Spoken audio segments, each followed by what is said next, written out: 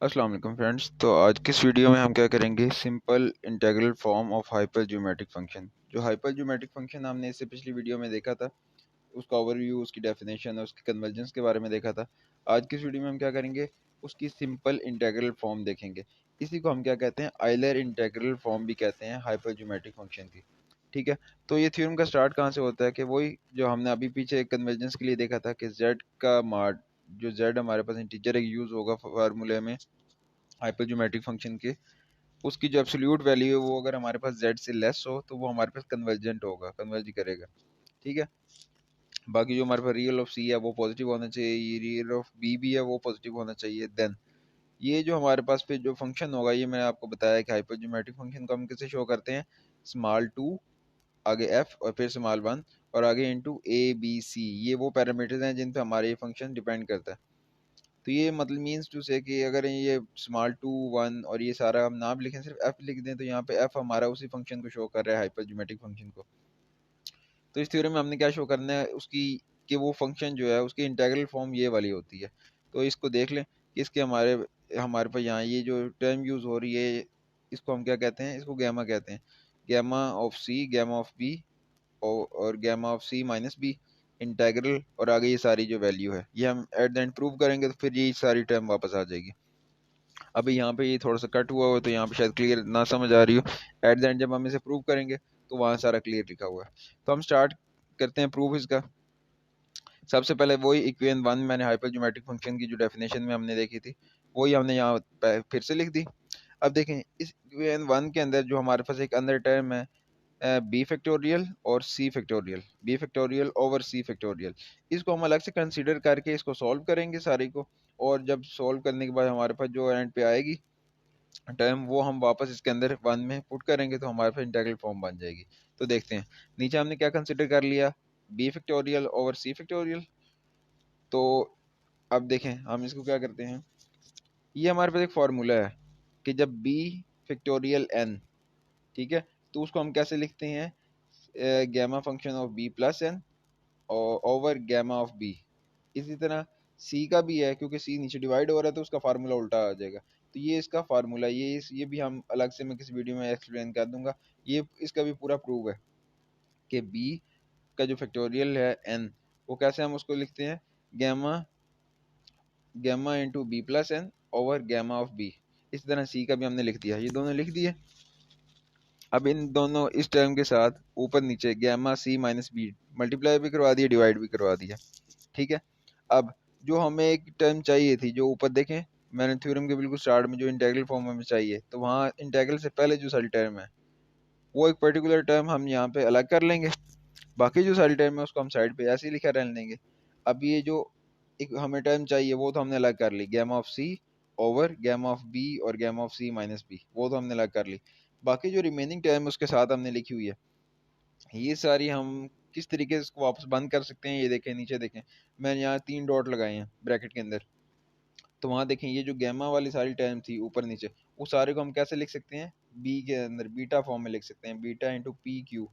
तो जहाँ ये पी और क्यू लिखे हुए हैं और आगे ये जो मतलब वैल्यू है, तो हमने सारी को कैसे कर दी है, गैमा में जो सारी वैल्यू थी gamma Q P gamma Q over gamma P plus Q, उसको हमने कैसे बंद कर दिया वापस बीटा में, बीटा पी क्यू। तो इस तरीके से ये जो हमें एक टर्म रिक्वायर थी उसके साथ जो एक्स्ट्रा सारी टर्म आ रही थी उसको हमने बीटा में कर दिया, एक चीज। अब अब पहले तो हमने इसको सारे को बीटा में लिख लिया। इसके बाद हमने क्या देखना है कि बीटा की भी एक अपनी इंटीग्रल फॉर्म है। मतलब पहले बीटा में हमने लिख लिया ना, beta into B plus N और सी माइनस बी, ये हमने ब्रैकेट में लिख लिया। अब बीटा की टाइम में जो लिखा है उसकी अपनी एक इंटीग्रल फॉर्म है, ये देखें, now the integral form of beta function.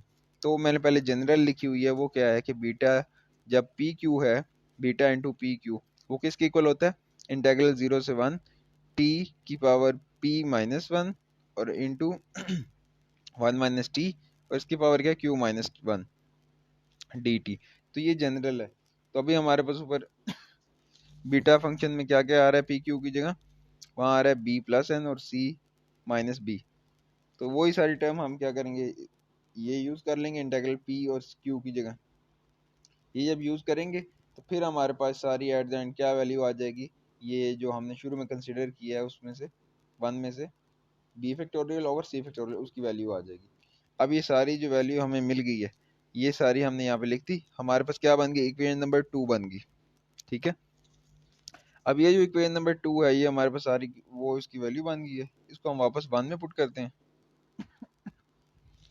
इसको जब 1 में पुट करेंगे तो हमारे पास ये एक सारी फॉर्म बन गए। ठीक है, अब हम क्या करते हैं, सीरीज का हमने अभी बताया था कि सीरीज हमारे पास 1 जो है ये क्या है, यूनिफॉर्मली कन्वर्जेंट है। ये हमने क्यों बताया, क्योंकि थ्योरम के बिल्कुल स्टार्ट में हमें गिवन है कि जो z का मॉड है वो 1 से लेस है, तो इसलिए हमें इस चीज़ का पता है कि वो यूनिफॉर्मली कन्वर्जेंट है। ठीक है, तो नेक्स्ट पार्ट में हम क्या करते हैं, वो जो है हमारे पास 2f1 वो किसके इक्वल आ जाएगा, पहले हमारे पास gamma of C over gamma of B और gamma C minus B, integral आ गया। इंटेग्रल के अंदर अब ये जो सारी टर्म है उसके बीच में जो हमें रिक्वायर थी, टी की पावर बी माइनस वन और इसी तरह into T one minus T C, उसकी पावर कितनी है, C minus B minus one. अब जो हमारे पास एक एक्स्ट्रा सारी यहाँ टर्म बन रही है जो मतलब हमें नहीं चाहिए, वो सारी को मैंने आगे ब्रैकेट में लिख लिया, समेशन ए एन फैक्टोरियल और टी जी की पावर एन और नीचे एन फैक्टोरियल दोबारा और डी टी। तो यहाँ पे हमारे पास देखें, यहाँ पे मैंने रिजल्ट लिखा हुआ है, ये यहाँ तक तो इक्वेशन 3 बन गई। ठीक है, इक्वेशन 3 तक आपको क्लियर होना चाहिए। अब इक्वेशन 3 के अंदर ये जो ब्रैकेट मैंने इंटीग्रल के आगे ये ब्रैकेट में सारी टर्म लिखी है समेशन वाली। अब यहाँ पे ये नीचे मैंने ये जो रिजल्ट है ना ग्रीन ब्लू में बनाया हुआ, उससे नीचे देखें ये बॉक्स है, यहाँ पे मैंने लिखा है बायनोमियल थ्योरम स्टेट दैट, ये वाला।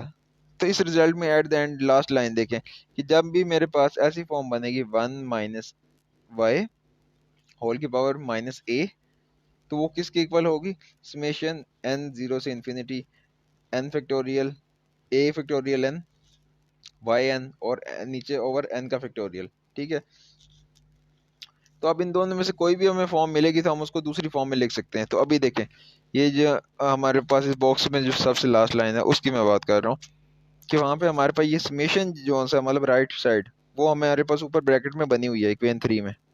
ठीक है, तो उसकी लेफ्ट साइड क्या है, 1 माइनस वाई की पावर माइनस ए। ठीक है, तो हम इसको इसी फॉर्म में लिख लेते हैं, तो वो हमारे पास क्या बन जाएगी, जो मैंने ये पूरे बॉक्स में बनाई है, तो ये जो बॉक्स में हमारे पास एट द एंड बन जाएगी, इसको ही हम क्या कहते हैं, हमारे पास ये सिंपल इंटीग्रल फॉर्म होती है हाइपर ज्योमेट्रिक फंक्शन की। ठीक है, तो उम्मीद करता हूँ क्योंकि अभी मैं बाय हैंड कर नहीं रहा तो इसलिए इतनी अच्छे तरीके से चीज़ को आपको नहीं समझा पाऊंगा, लेकिन अगर आपको इस सब्जेक्ट का या कोर्स का कुछ थोड़ा बहुत भी आइडिया है तो आप चीज़ों को कुछ ना कुछ खुद भी देख के अंडरस्टैंड कर सकते हैं। मैं ये सिर्फ ये बनाने का मकसद ये है कि आपको कुछ थोड़ा बहुत ओवरव्यू दे दूं, आइडिया दे दूं, बाकी आपको उम्मीद करता हूँ आपको समझ आ जाएगी जब आप बाय हैंड करेंगे। तो चलें मिलते हैं नेक्स्ट वीडियो में, अल्लाह हाफिज़।